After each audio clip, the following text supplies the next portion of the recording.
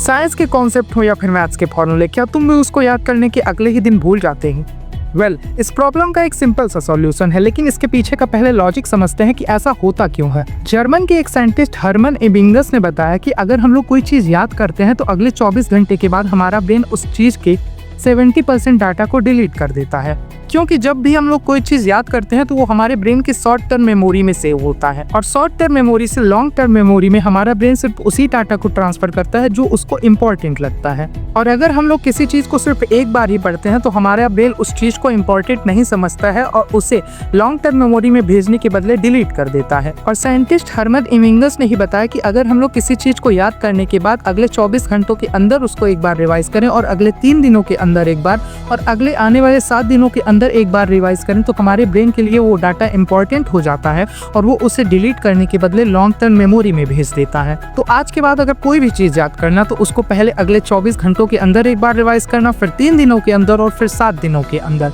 और ऐसे ही इंफॉर्मेशन के लिए सब्सक्राइब करना मत भूलना।